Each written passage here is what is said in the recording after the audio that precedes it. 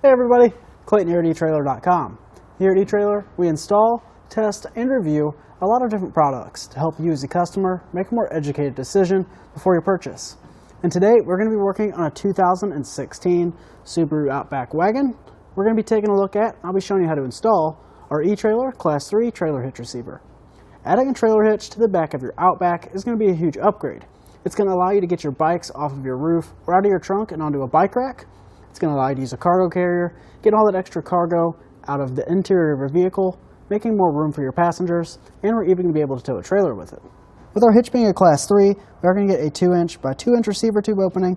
This is going to be awesome because it's going to work well with a lot of different hitch-mounted accessories. Our hitch is going to be a steel construction, so it's going to be nice and strong for a long time. It also has a nice, flat, wrinkled powder coat finish, so this is going to look nice and help resist against rust and corrosion as well. One thing I do like is a steel reinforced collar. Gives it a nice finished look while also adding a little bit of stability.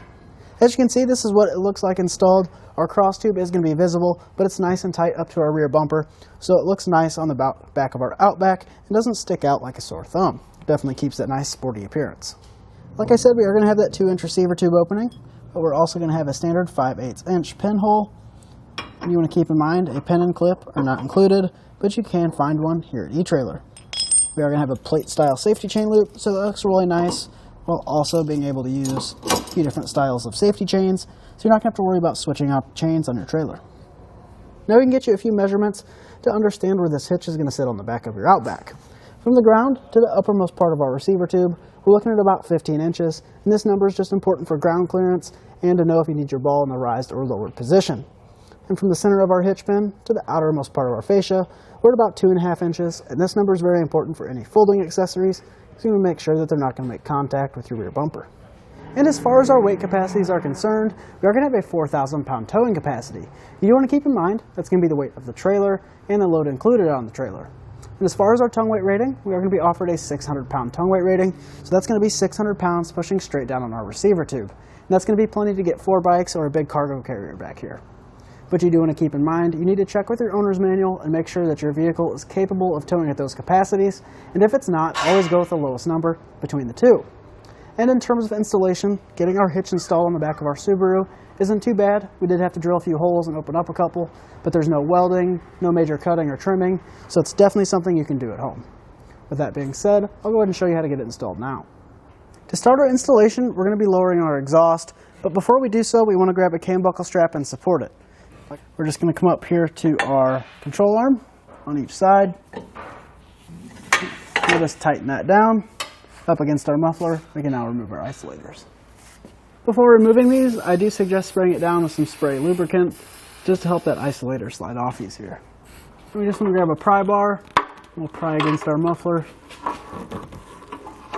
to get this off. Just like so. We're going to have one more on the front of our muffler that we need to remove. We're actually going to have one more right up here. Now we just want to loosen up our cam buckle strap just to give us a little bit more room to work with our exhaust. Now we're going to have 4 10mm nuts to remove to get our heat shield out of place.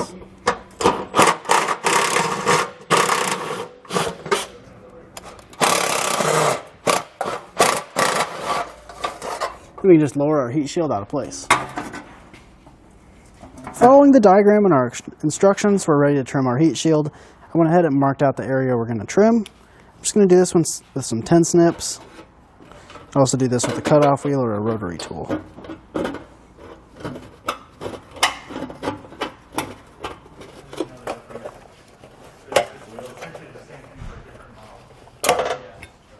We now want to come up to our frame rail with a pick tool or a small flat blade screwdriver. We're going to take out these rubber plugs. There's going to be 2 on each side. We're now going to be opening up our front hole so that our spacer block and carriage bolts can fit through there.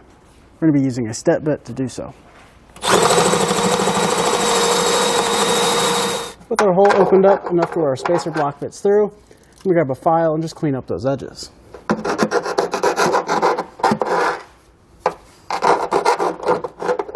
We now want to grab our provided Fishwire. We're going to take the coiled end, slide that through our rear hole, then push it up our frame rail, until it comes out of the hole that we opened up.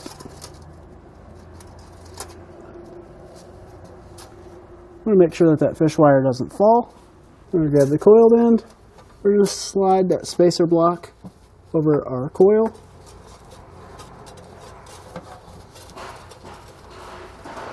And we're going to thread on our carriage bolt.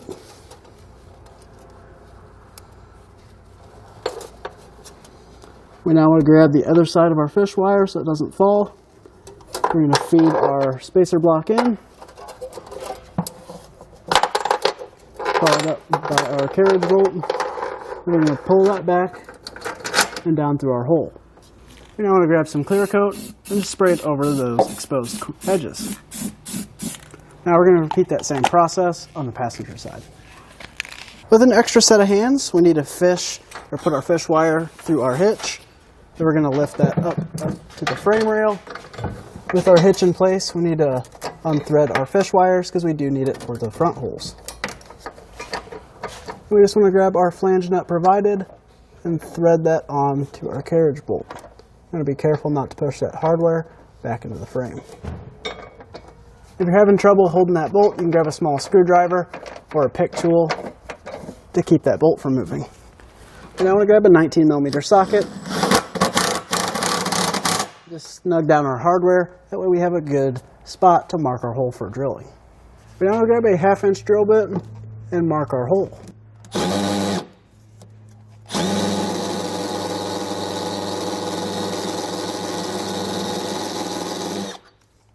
Once we get a good dimple in our frame rail, we move over to the other side and mark that hole the same.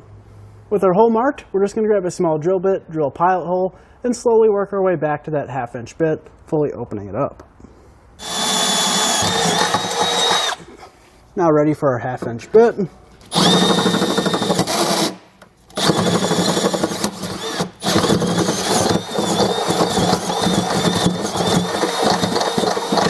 You just want to wallow that out a little bit, that way our hardware comes through there just a bit easier. You want to make sure to come back with some clear coat. Just paint all of our exposed edges. We really don't want any rust. Now we're going to grab that coil, fish it back, and add our hardware the same way that we did on the front. And for this hole, you might have to add a little bit of a bend to your fish wire just to help it come through that hole.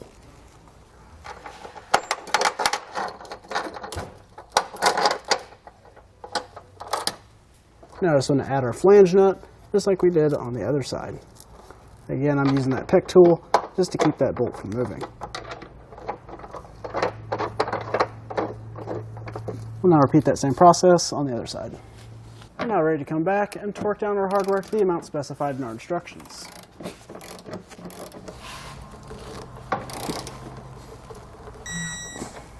Now we just want to reinstall our heat shield in the reverse order we took it apart.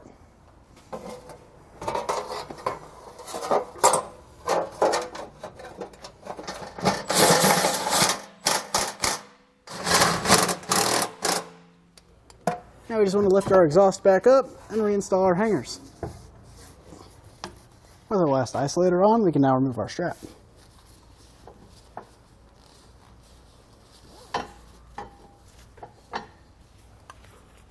With our hardware tightened and torqued, we're now ready to hit the road.